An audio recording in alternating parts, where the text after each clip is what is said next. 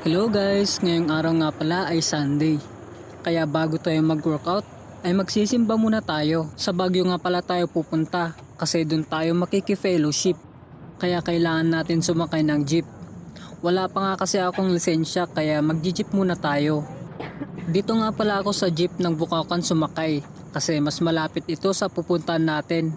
Bale sa Rada Faith Ministries tayo pupunta na nakalocate sa Hilltop, Baguio City. At ito na nga at nagmamadali na ako kasi late na rin kasi ako. Pagdating ko nga ay nasa testimony na sila. Nakakaya pero mabuti na yun. Sabi nga nila, it's better late than sorry. Ang mahalaga ay mapapakinggan pa natin yung mensahe ng pastor o pastora. Naman pa iti Sunday kat medyo na-hurt iti puso no pinagkita ko po. Pagkatapos nga ng ating Sunday service ay agad na rin akong umuwi kasi sobrang init nga rin dito sa Baguio. Hindi na nga rin pala ako mamamasyal kasi wala din naman akong kasama. Kaya dumiretso na lang ako at sumakay ng jeep pala Trinidad. Pagdating ko nga ay agad na rin akong nagpalit ng damit para simulan ang ating workout exercise. Mabuti na yun para minsanan yung ating pahinga. Ngayong araw nga pala ay mag-chest exercise ako. At syempre hindi mawawala ang ating stretching. Light stretching lang ay okay na.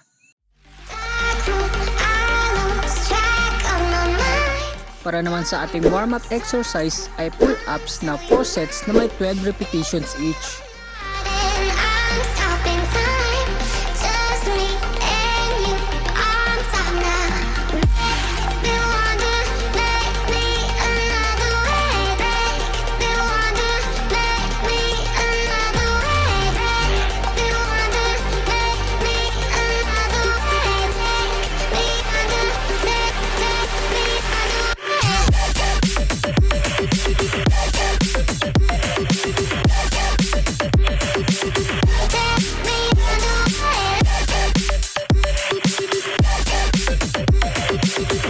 Ang una nating chest exercise ay push-ups na 4 sets na may 30 repetitions each.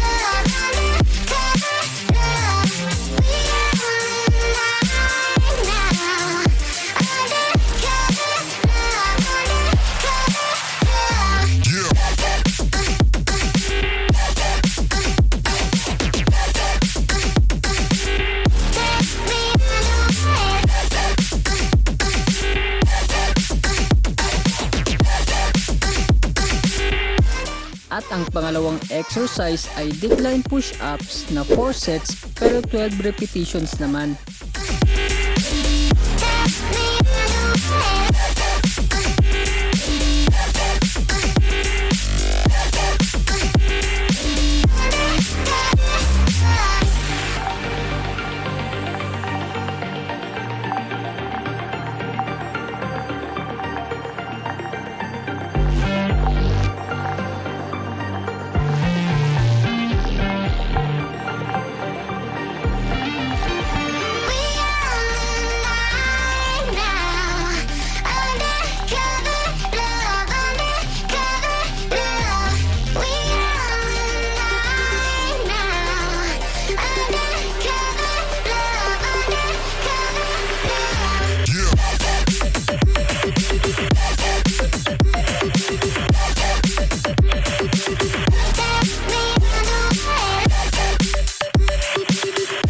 Ang ating pangatlong exercise ay incline push-ups na 4 sets at may 20 repetitions each.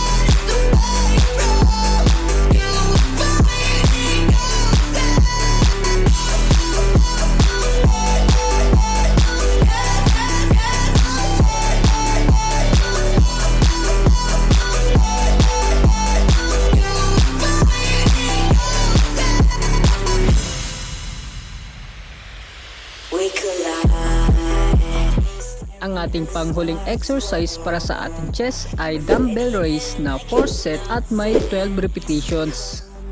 Let's go.